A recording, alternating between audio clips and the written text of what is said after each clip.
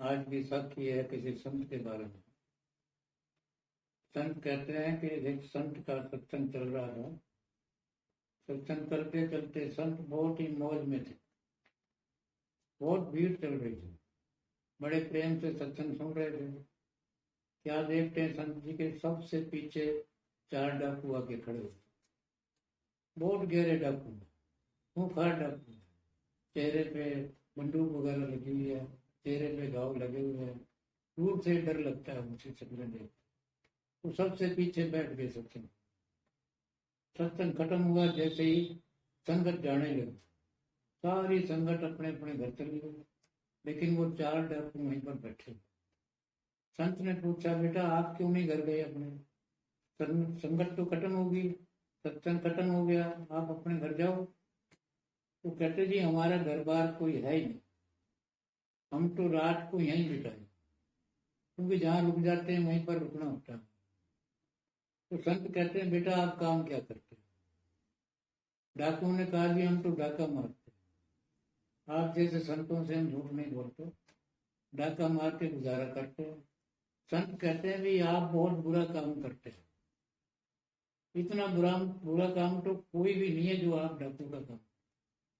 कहते जी हमारे जो पुरखे जब मरते हैं ना, तो हाथ मिला के वचन लेके जाते हैं कि आपको ये काम बढ़ाना है, घटाना नहीं। तो हम उस खानदान से हैं, हमारे जो पुरखे पूर्वज जी है ना, सारे इस काम के साथ बैठे थे। उन्होंने हमारे से वचन ले रखा है। पहले हम छोटी मोटी चोरियां करते थे, अब हमने अपने बाप दादाओं का नाम बड़ा करने के लिए डाका मारते, खून करते, जो कुछ घर में होता है खोज के ले लेते। हमारा यही काम। हमें तो खुशी है कि हम अपने बड़े बूढ़ों को जो वचन दिया है ना, उस वचन के साथ चल रहे। संत कहता, बेटा बहुत बुरा काम। तो कहते कैसे? कहते पहले एक आदमी कमाता था, 10 खाते। तो आप जिस घर में घुसते हो ना, उस बड़ेरे को ही मारना चाहते हो, वो ही मर गया तो 9 जीव उसके साथ बैठे हुए ना, वो तो भूखे मरेंगे। आपके ऊपर पाप उन 9 जीवों का भी हो, क्योंकि जो कमाई करता था वो तो आपने मार दिया। इसलिए मैं कहता हूँ कि आप ये बहुत बुरा काम करते हो, बेटा ये डाका छोड़ो। उनमें से एक साथी था जो काना था, वो कहते यार यहाँ पर नहीं रुकना, ये हमारे विचारों से अलग का आदमी है, ये हमारे पुरखे के जो काम बताए हुए हैं ना, उस काम से अलग बात करते, हम यहाँ नहीं रुकते। सबकी सलाह हो गई, वहां से उठ के चल पड़े। तो क्या देखते हैं कि चलते चलते किसी शहर में चले। शहर में गए तो शहर में चारों तरफ जैसे चौक होते हैं, वहां पर बोर्ड लिखे हुए। क्या लिखा हुआ है? जिसको भी धन चाहिए उधार, अगले जन्म वास्ते ले जाओ, इस जन्म में नहीं लेना। चारों जनों ने आंखें मल मल के देखा, पढ़ के। कहते यार ये पहले मिल जाता तो कोई खून खराबा ही नहीं होता। कितने खून खराबे कर दिए उन्हें, कितने ही मार दिए। अगर ये पहले मिल जाता तो हमारे पल्ले ये पाप होता ही। अब चारों ने सलाह बनाई, कहते यार अपने डाके से पीछा छुट जाएगा। तो संत भी कहता है ये काम बुरा होता है, तो ये अपने डाके का काम छोड़ देंगे। अगर ये अपने को पैसा दे देते, अपने अपने पैसे तो देना नहीं है, अगला जन्म किसने देखा। चारों की सलाह बन गई। अब वो सेठों के पास गए। सेठ बड़े खुश है, कहते हैं कि आज कई दिन में हमारे ग्राहक आए, क्योंकि पिछले जन्म वास्ते कोई टिकता ही नहीं। ये डाकू थे, चोर थे, इन्होंने किसका लेना है? जब मार के खाना है तो इन्होंने लेट के लेना थोड़ी था। ये कहते सेठ जी हमने पैसा चाहिए, तो ले जाओ भाई। अपने बड़े बूढ़ों से पूछाओ, अपने बच्चों से पूछाओ, अपनी पत्नियों से पूछाओ, हम लेंगे नहीं। हम रजिस्टर में लिख रहे हैं अगले जन्म में हम भी मर जाएंगे, तुम भी मर जाओगे, चल भाई। वो मन में चारों डाकू कहते देना कितने? देना तो है ही नहीं। इसलिए उन्होंने 1 लाख रुपया, चारों ने 25-25 हजार रुपया नाम है। बड़े खुश हैं। वो सेठ भी खुश है, कहते चलो 1 लाख तो मिले हमारे को अगले जन्म वास्ते। अब आज बड़े खुश है, कहते यार आप संत के डेरे चलना है। संत कहता था ना डाका नहीं मार, तो आज वहीं पर चलते हैं। कहते जो चेहरा दिखता है खुशी का, वो चेहरा खुश दिख रहा था। संत ने पूछा जाते ही, कहते बेटा आज तो आपके चेहरे पे खुशियां दिख रही, क्या कर? सही बताओ। कहते महाराज आपका हुक्म हमने माना। कहता कैसे? कि आप कहते हो ना डाका मारना बहुत बुरा है, आज के बाद हम डाका नहीं मारेंगे। तो बेटा क्या करोगे? काम तो करना पड़ेगा। कहते संत जी काम भी नहीं करेंगे तो क्या करोगे? ये पेट की आग तो बगैर काम बुझती नहीं। कहते जी हमारे पास इतना पैसा है, 1 लाख रुपया हमारे चारों, नगद कैश। तो ये पैसा खत्म ही नहीं होता हमारे जीवन में। कहते बेटा ये लाख रुपया आप कहाँ से लाए हो? आप कहते हो डाका भी नहीं मारना।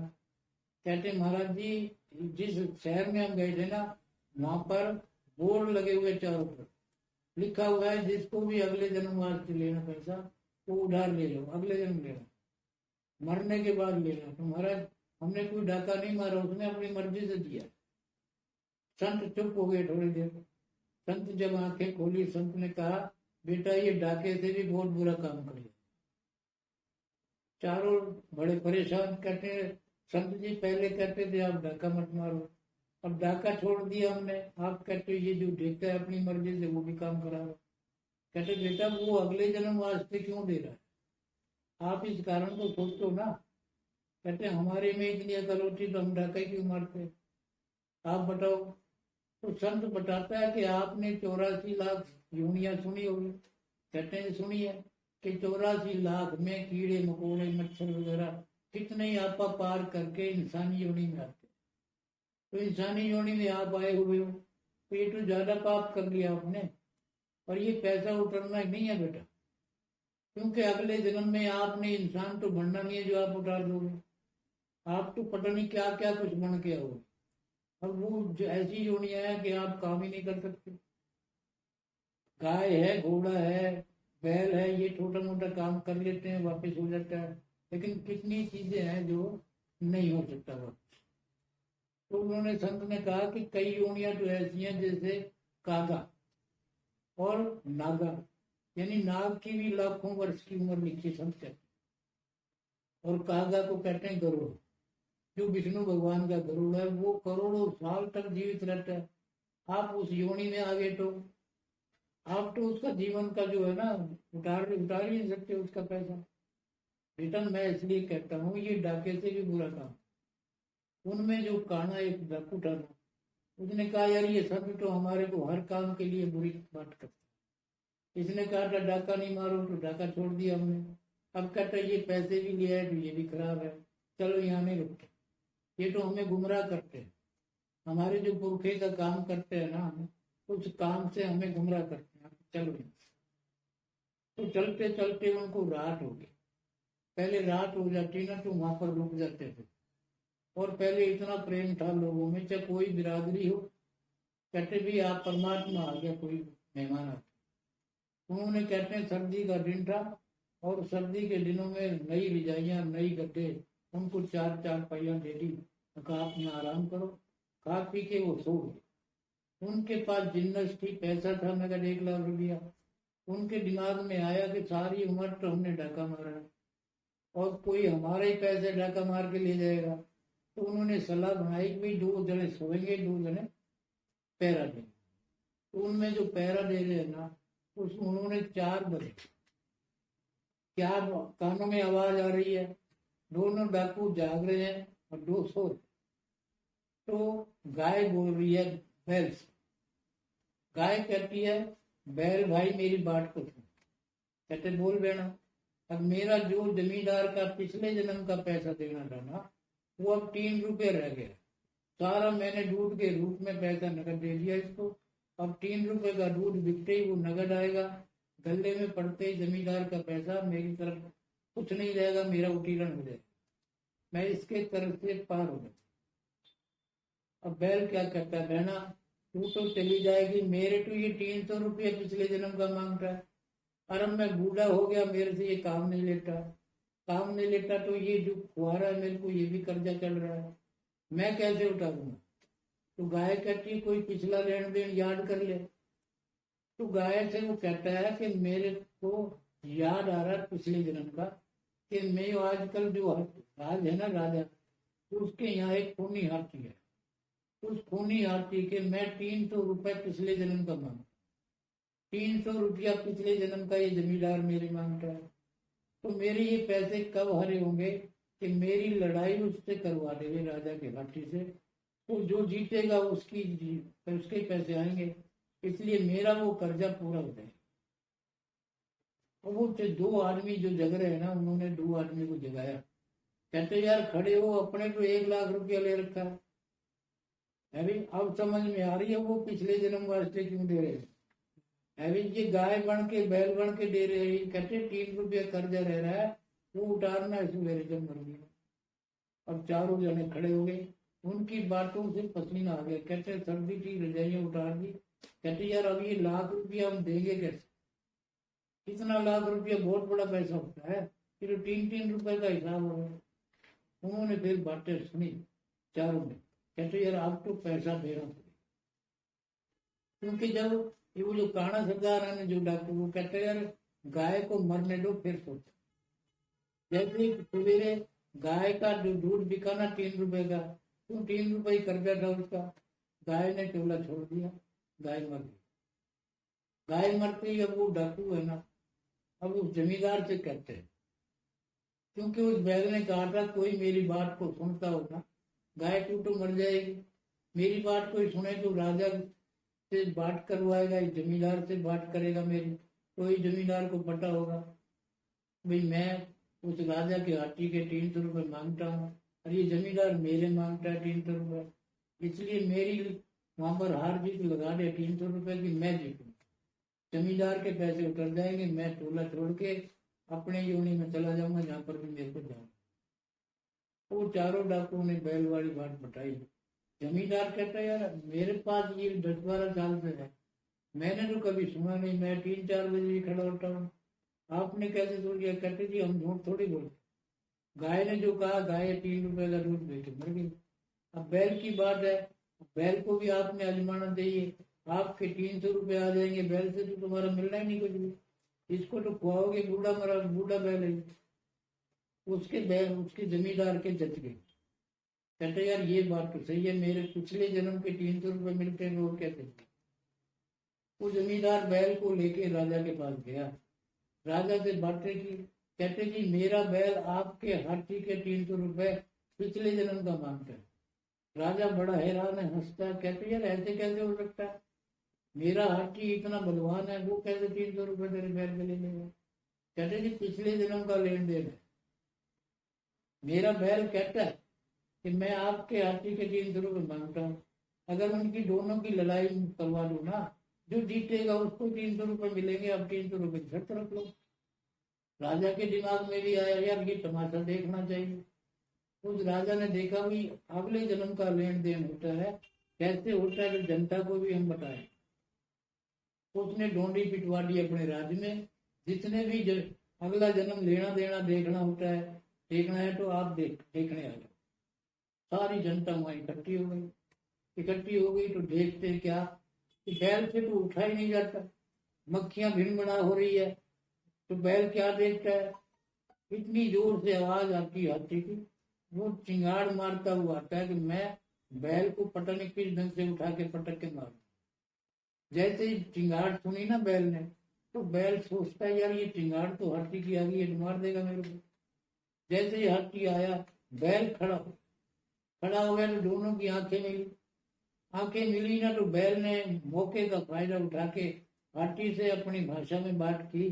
कहा निर्लज, तेरे को शर्म नहीं आती, पिछले जन्म का कितने दिन हो गए मैं तेरा वही साहूकार हूँ, तो 300 रुपये मांगता हूँ जो आज तक तूने नहीं दिए, अब तो दे दे। जब हाथी ने देखा यार ये तो मेरे पिछले जन्म का साहूकार है, जो मैंने आज तक इसके 300 रुपये नहीं दिए, आज मौका है, क्योंकि मैं हार जाऊंगा तो ये जीत जाएगा, और ये जीत जाएगा तो 300 रुपये मेरा कर्जा खत्म हो जाए। अब हाथी के दिमाग में आ गई, बैल भी समझ गया भाई मेरी बात को हाथी समझ गया। अब बैल खड़ा हो गया, हाथी जब पीठ फेर के भागने लगा ना, तो बैल समझ गया हाथी मेरी बात को समझ गया, ये हारने की एक्टिंग कर रहा है। यूं यूं भागने लगा ना, बैल भी उसके पीछे पीछे भागता है, और जनता ने ताड़ियां बजाने चालू कर दी।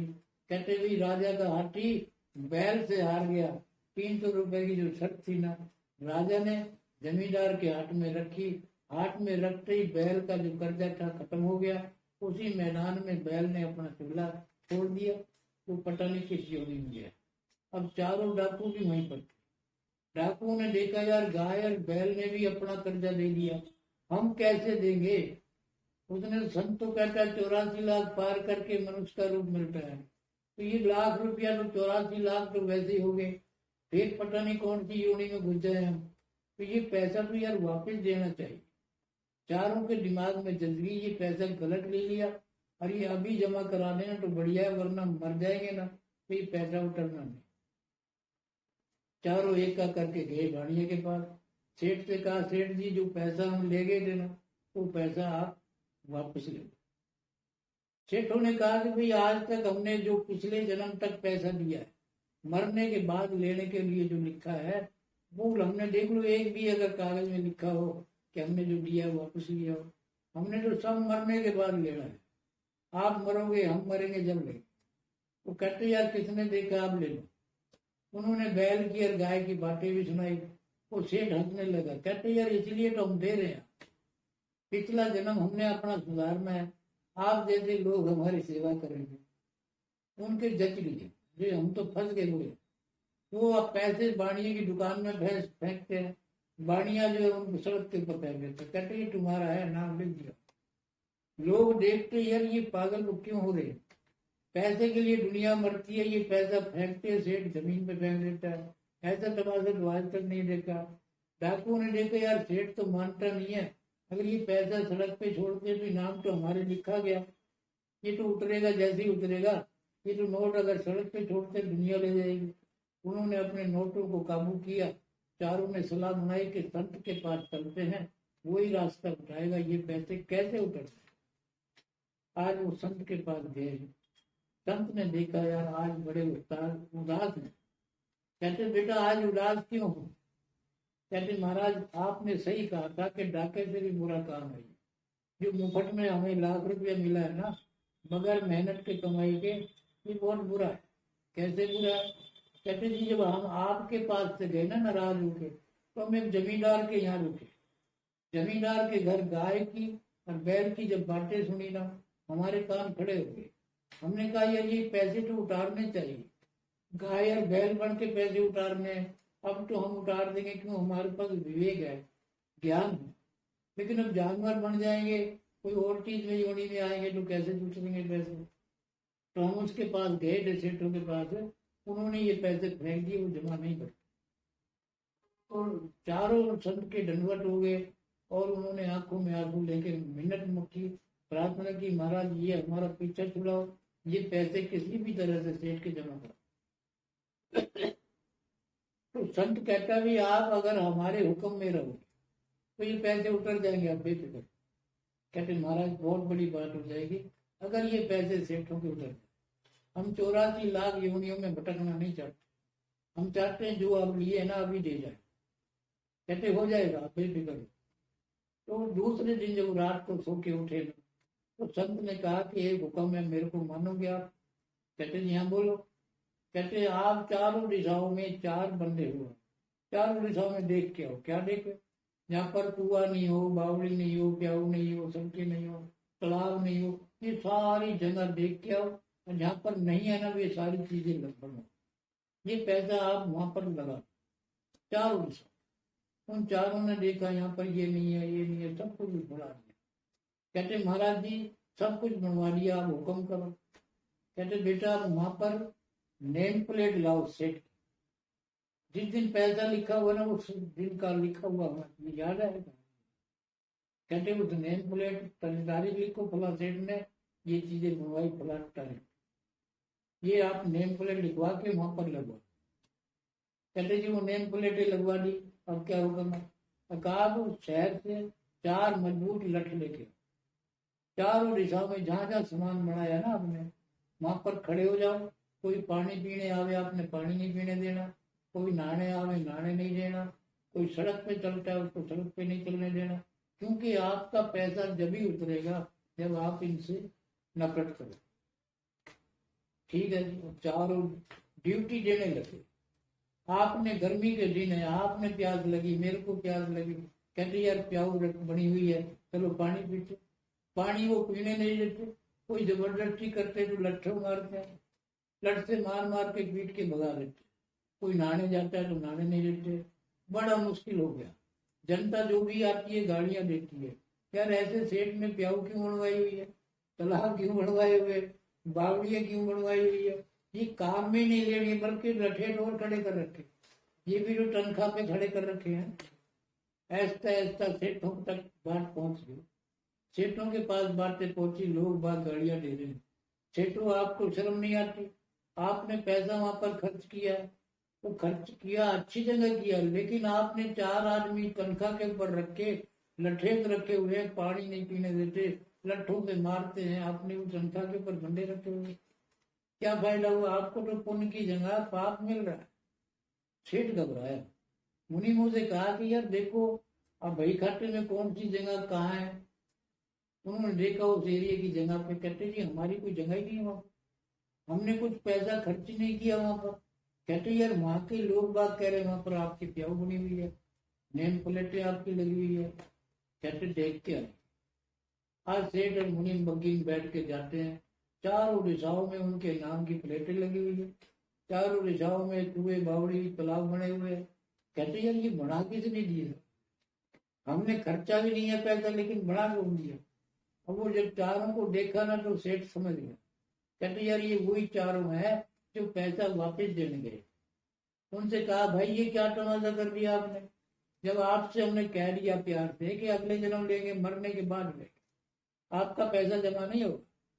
तो चारों क्या कहते हैं, भाई हम सारी जिंदगी जब तक हम जीते रहेंगे ना, जब तक यहाँ ड्यूटी देंगे, किसी को पानी नहीं पीने देंगे, किसी को नहाने नहीं देंगे, किसी को सड़क पे नहीं चलने देंगे।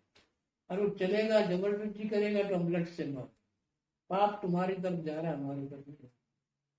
कहते यार आपने तो बहुत अच्छा काम किया हो, किसने सिखाया आपको, कोई अच्छे गुरु से आपने ये काम सीखा, वरना ऐसा बंदा तो कोई आया नहीं, सब लेके चले गए मरकम के। तुम ही पहला रिकॉर्ड है जो आपने ऐसा काम किया, जो हमारे नाम से, जो तुम्हारा नाम का पैसा था उस नाम को हमारे नाम से जोड़ दिया यार आपने। हम आपसे उस गुरु से मिलना चाहते। कहते चलो। वहां पर उनके सदगुरु के पास गए, महाराज दंडवत हो के उन्होंने माफी मांगी सेठों ने। महाराज जी हम तो अपना अगला सुधारना चाहते हैं, लेकिन आपने हमारा अगला पिछला सुधार। संत कहते क्या बात। कहते जी हमने इनको अगले जन्म पैसा दिया था उधार, अब मरने के बाद ही तो लेना है हमने, ये कहते हैं अभी ले जमा करो।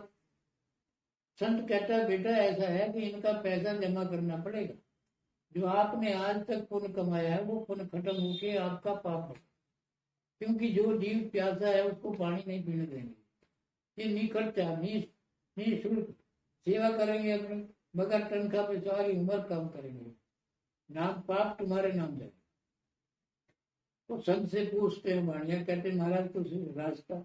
रास्ता एक ही है, जो संतों के चरणों में आके अपने आप को समर्पण कर देता है, उसकी तो देखो संत रास्ता निकाल के उसको माफ करो। एक ही रास्ता है, इनका पन्ना फाड़ दो, जो इनके नाम पैसा लिखा हुआ ये आज से वहां से हट जाए। कहते महाराज कोई और रास्ता नहीं, रास्ता यही है, आप इनका पन्ना फाड़ दो, जो लिखा उड़ा रहा मरने के बाद लेंगे, ये जिंदे के पैसे जमा करो, क्योंकि ये सब संतों के पास आएंगे ना, संत तो इनका कल्याण करना। तो संतों ने इनका कल्याण किया। तो संत तो इतनी बड़ी चीज है, उनके हुक्म में उनके अपने आप को समर्पण करेंगे ना, तो सारी कुछ अपने को मिलेगा, अच्छा रास्ता मिलेगा, और उनके हुक्म में रहने में सारा कुछ मिलता है। सदगुरु